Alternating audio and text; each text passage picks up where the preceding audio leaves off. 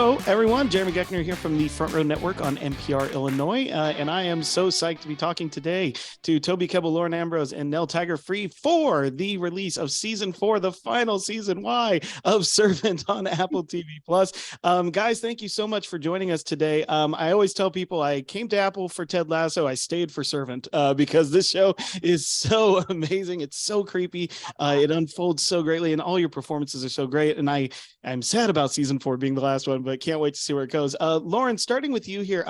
At the end of season 3, we obviously see you in a very dire situation. And of course, from the trailer, we understand that you survived. But look, things have never looked more precarious for Dorothy. And that's after being through so much already. So where are we finding Dorothy? What can you tell us as we head into the series finale here? Where is she at? Yes, poor Dorothy. She's really been through everything anyone could possibly dream up. I'm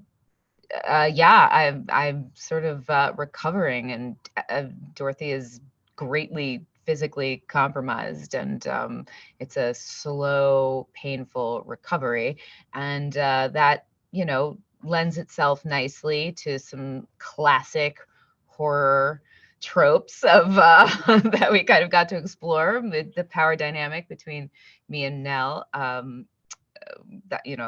was great. We got to work on some Annie Wilkes. Was that right? Oh yeah, Annie Wilkes vibes and Nurse Ratched vibes, and so the really fun dynamics to explore.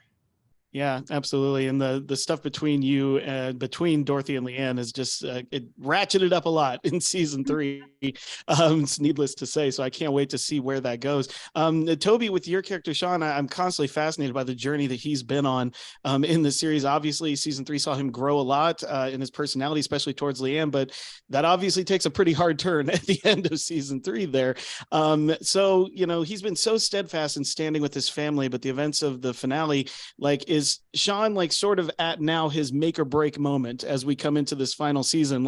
Is this putting it all on the line finally as we head into the finale? Yeah, very astute. I think it's his belief in what Nell represents has kind of possibly caused some fortuitous moments in his career. He's becoming a celebrity chef. It's becoming successful.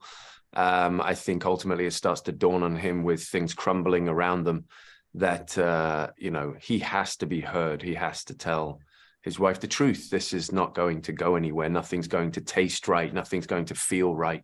No experience is going to be good enough unless he does what he's claiming to do, which is love his wife and tell her the truth. Yeah, absolutely. And there's been so much, the amazing slow folding of the story of what actually happened that led to all of this throughout this series. And it's been such an interesting journey to watch there. But Nell, obviously, talking about incredible journeys, Leanne has been on such an incredible one.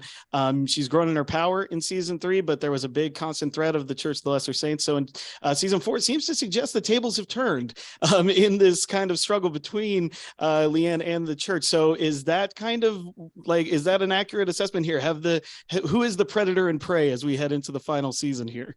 That is a very, very good question. And I think the evolution of that will become slightly more apparent towards the middle of the end of the season.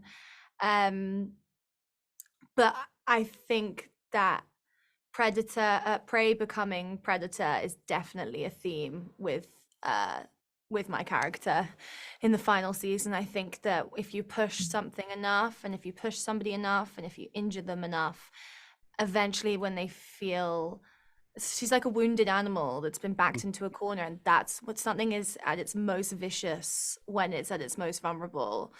And I think that the walls are closing in on Leanne, and it's like she is swinging from every angle, and she's closing her eyes and hoping she hits something.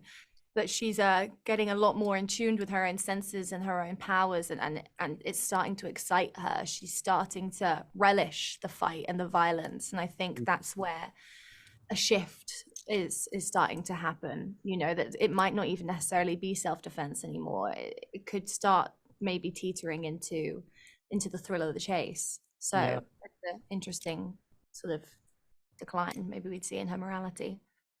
Absolutely. Well, folks, if you can't tell, there's so much going on in this series. All three of you have amazing characters. It's a wonderful show. Thank you so much. We're out of time for all the art you put out into the world. And thank you for this series. It's truly amazing. Thank you, man. Great. Thank you.